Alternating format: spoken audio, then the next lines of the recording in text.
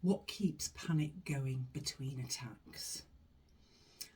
One of the most exhausting things about panic attacks is not just the attacks themselves, it's what's happening in between them.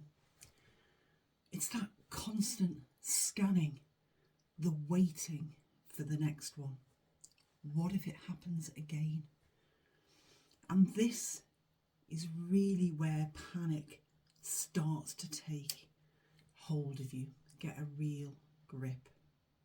I'm Julie, a counsellor, and this is the Coaching Den Behind the Behaviour series, where we make sense of what is happening behind the behaviour we experience and display. And today we're talking about what actually keeps panic attacks going between attacks. Panic doesn't continue because you're full of confidence, you've got it all together. It continues because you've been holding it together for far too long. Your nervous system has learned stay on high alert, walking on eggshells. What is the next thing that I have to do to keep myself safe? And after a panic attack, the brain starts watching for danger. Not real danger, but sensations. Have you noticed yourself constantly checking your heart rate, your breathing, your chest, your head? Have you got a funny feeling in your head? Whether you feel normal. And the moment that you notice something, whether that be a flutter, a tightness, a light-headed feeling, your brain then goes, uh-oh, here we go again. That's it. Now that's the core loop that keeps panic alive. It feeds it. It keeps it coming and coming and coming. You notice the sensation. That could be a tingling in your hands, in your toes, in your feet. And you interpret it as danger. Your body releases adrenaline. The sensation amplifies, intensifies, and you become more afraid of the sensation. So the panic isn't actually being triggered by the world anymore. It's being triggered by your fear of panic itself.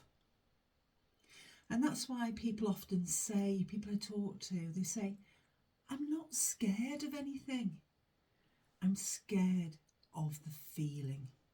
And that actually makes complete sense. To cope, people naturally develop safety behaviours.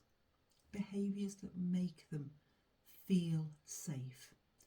So things like you'll start avoiding certain places, sitting near exits, quick escape, carrying water or medication just in case, constantly checking inwards, your pulse, your breathing, your heart rate, distracting yourselves or escaping the moment the sensations appear. And these behaviours, they do feel helpful in the short term. And that is really, really important to acknowledge. But in the long term, they accidentally teach the brain, this feeling is dangerous. And I only survived because I escaped. So the brain stays on high alert. The problem isn't the panic. The problem is the relationship with panic. When the nervous system believes panic is dangerous, it keeps producing adrenaline to protect you, to give you that strength to get up and run, is what you would do if you were in a dangerous situation. And that is what keeps the cycle going. So the goal is not to force the panic away, however difficult that may feel. It's to help your body learn. This sensation is uncomfortable, but it's not unsafe.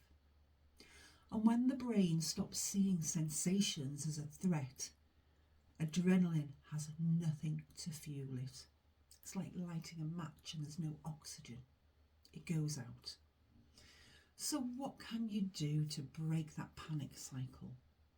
You don't control the panic, not avoiding it, and not forcing it to stop. What helps is changing how your body responds to the sensations. Panic will continue when the brain believes sensations are dangerous. It stops when the brain learns, yes, this is uncomfortable, but I am safe. And that learning happens through experience, not willpower. When you allow the sensations instead of fighting them, adrenaline has nothing to push against. And when you slowly reduce those safety behaviours, your nervous system relearns it doesn't need to stay on high alert. And when you stop monitoring every sensation, your body does what it was designed to do. It calms down. Adrenaline peaks and then it falls.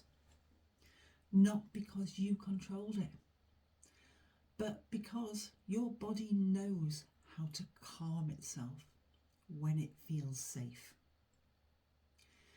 If this resonates with you, please like, subscribe, or share it with somebody who is struggling with panic attacks.